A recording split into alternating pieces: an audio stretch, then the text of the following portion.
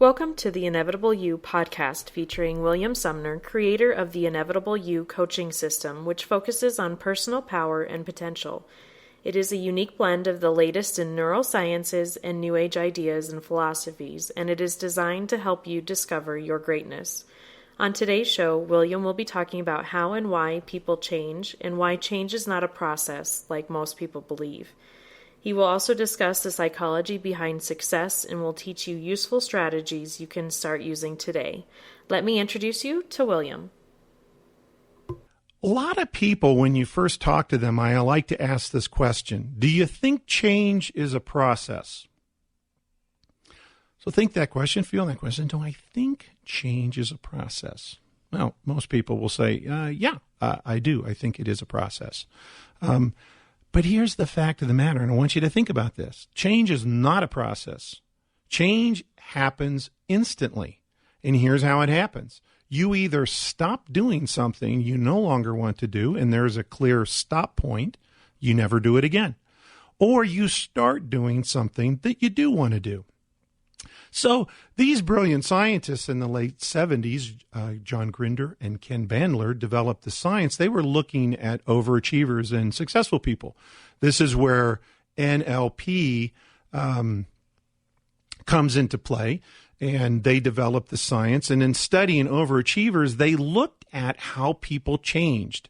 And what they discovered was there's this very definitive point where they stop doing something or start doing something. Now, there could be a very long process leading into it, and sometimes there's a long process out. Some people quit smoking. They might quit smoking for a year. Did they have a stop point? No, they had a pause. If you say somebody quit for a year, that generally means they went back to smoking. So they never stopped. They put it on pause. They still ran the program. And think of the moms are amazing at this. The mom who says, I can't quit. I will quit in my future, but I can't quit. She comes up pregnant. Man, what does she never do for the next 9 months? She has no problem at changing that behavior when the leverage is large enough. And that's the intensity of the change process that we mentioned earlier. So in this space of studying why people changed and looking at the mechanics of starting or stopping something, they decided that this program and the way people change, they really codified it, created the mechanics of it, and you'll discover people who create pain and misery and challenge for themselves use the exact same mechanics as the people who are very successful and create a lot of love and joy and abundance of life for themselves. We have a change process that's working in the mind. It's got feelings that are attached to it and things that we are thinking about. One of the biggest problems that people have as they begin to experience these types of technologies is they'll be exposed to the program and they'll think about the program. And they'll read a book, they'll go to my website, they'll come to the Thursday night seminar, get more information, and they'll go, wow, this is great stuff. I really like listening to this stuff. But they're thinking about it. Now, I said earlier in the very beginning of the show when we talked about the movie The Secret. The Secret has 3 steps for those of you that remember. Ask for what you want. And we talked about that, not asking for what you don't want, because when you ask for what you don't want, you create more of that. And you now understand whether you believe in the New Age energy stuff, or you now understand why the brain's thought patterns and neural peptides are associated to the don't want. They're congruent. They both teach the same thing. Ask for what you want. The second thing is believe that you're going to get it. So this is a process that works for other people as well. Believe that you're going to get it. And people ask me all the time, so how do I believe that I'm going to get something? I want abundance. I want a great relationship. I want something that's going to work for me. I've changed. Now I'm pouring milk carefully. I'm succeeding in business. I'm seeing that, but gosh, I'm running into these big fears. I'm running into these challenge points. I'm still running into the old patterns. I want to give you a little tip on how you believe something. I want to go into the emotional intensity that gets created. I'm going to give you kind of a common little thing that I love to do. People that have gone to a seminar, read a book, they come to see me, it's not working for them. They go, Bill, why is that? So I want you to think about this. I want you to picture this person answering this question. It might even be you some days. I say, okay, so the seminar talked about ABC. Are you practicing it?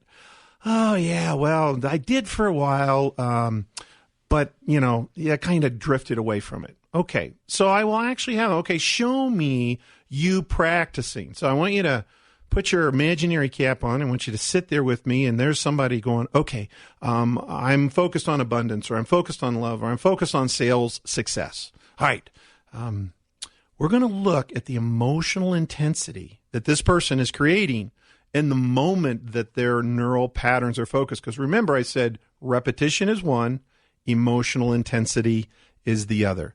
So the person is sitting there, and they're focused on the successful sales call, and they're going, okay, there it is. They're shaking my hands. It feels great. Oh, there I am. I'm winning the business. And they'll look at me, and I ask them, what's your emotional intensity? Now, most people will generally say it's really high, but you've already felt me on the radio, and you can feel this person sitting in the chair. That is not emotional intensity. What that is a thought pattern that says, if I win the business over there, I'll be emotionally excited about it over there. The emotional excitement, the joy, the ecstasy is not in their body. They're not actually experiencing it. They're thinking it. Now, that person feels pretty good, though. They've done an exercise. They've spent 15 minutes before they went into work that morning, or at home in a quiet place, or driving in their car. They've listened to good music, and they will approach work, and they get into work, and they open up their email, and they look at the first email that comes in, and it's bad news. Now, I want you to feel the emotional intensity of this person. Oh my God, those people in Phoenix, they screwed this job up. Oh my God, I can't believe it. And your cube mate rolls out, what's the matter, Bill? Oh, these people in Phoenix, I can't believe it. I gave them great instructions last week before I left. Why did they mess this up?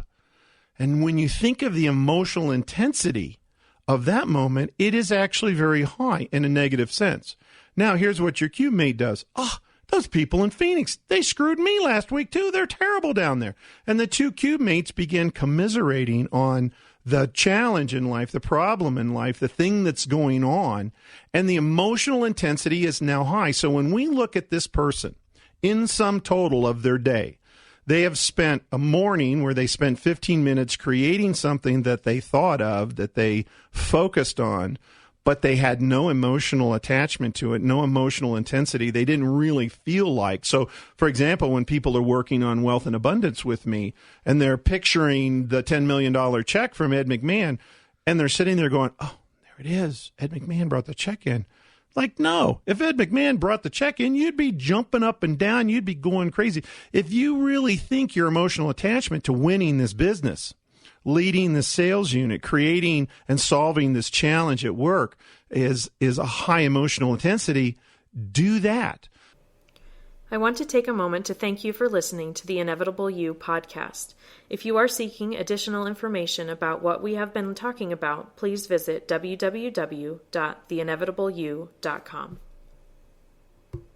Now, for the people that spend 15 minutes with no emotional intensity, now they spend their day focused on things that are challenging for themselves and having a little bit of problems with that. And now there's a day full of challenges and a day full of emotional attachments. At the end of the day, the balance of what's taken place in their neural patterns, and if you're a secret watcher, the energy patterns that they're in, is really going to be totally upside down in the negative. And all their cube mates are going to have rewarded them, and they would have had lunch with their girlfriend, or guys will go have a beer at lunch and talk about how bad their jobs are. They'll spend more time in the negative neural patterns. You'll notice that successful winners and champions really don't do that. Whitney, I know you have some experience with this on emotional attachments. Absolutely. When you were talking about the sales side of it, I recognize now how unconscious I am, or have been in the past, with emails that I send out. Every time you type an email up and you're going to send it to someone, there's a part of you that needs to set a goal for yourself, set an outcome. My outcomes have been more or less, connecting the dots, connecting people. Really, if I'm going to sell, I'm going to close. Yeah, that's a great language catch there, Whit. Think about the people. There's a big difference in neural processes and patterns between salespeople and closers.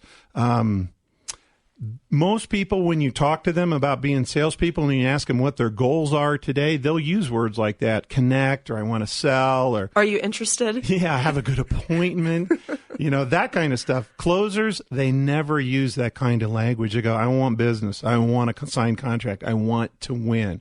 And you'll discover that neural pattern takes place in how you talk with your children, how you speak in your relationships with your loved ones, whether it's arguments or supporting one another. Those intentions, those neural patterns that you're choosing, whether they're focused on spilling milk or pouring milk carefully, creating sales or creating closed deals, is very, very different. Last thing that I want to cover today is I want to talk to you a little bit about a great expression Tony Robbins uses. I've done a lot of work for Tony over the years. He's a great guy. Does neural programming very well. I learned neural program in my formative years working for Tony. He has a great expression. He says, the biggest reason why people don't have what they want is the story that they tell themselves as to why they don't have it. The biggest reason why people don't have what they want is the story they tell themselves as to why they don't have it. So let's think about this. Let's think about the salesperson or the person that's seeking a relationship.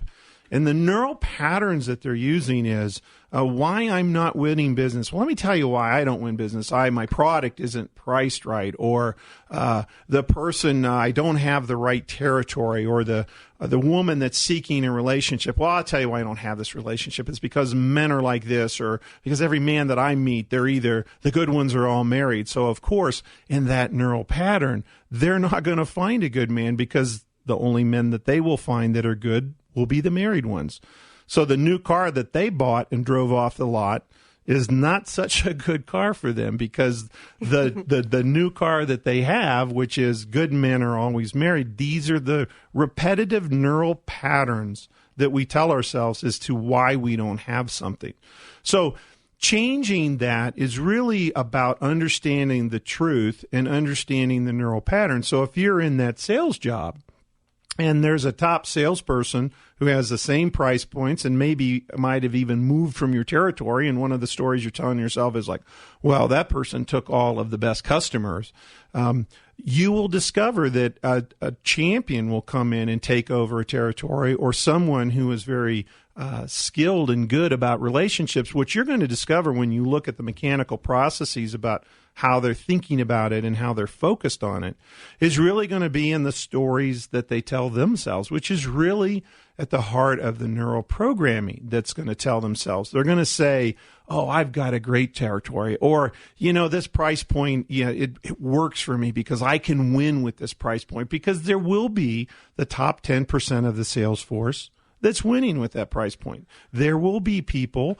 that are in your neighborhood or in your circle of friends that they're the ones that say, gosh, I always seem to, guys fall out of the sky on me, or girls fall out of the sky on me, and somebody else is sitting there going like, well, I never have that happen. Exactly, but right there, where is their emotional intensity? It's on the positive. It's focused on the success. That's why it's working out for them.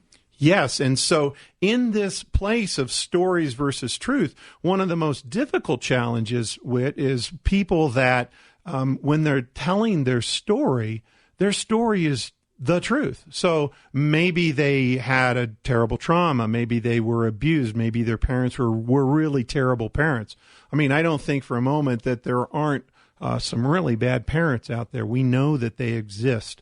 But we also see kids that come from terrible families and terrible parents succeed at a very high level.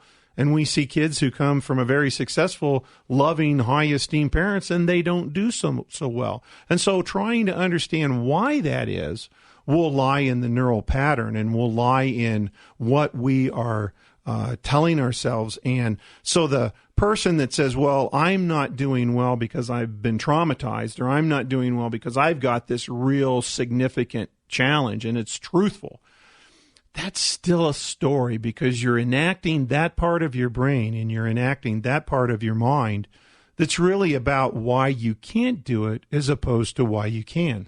Exactly. And you have to ask yourself in those moments, how do I feel right now? Do I even feel good? And typically you don't feel good in those moments.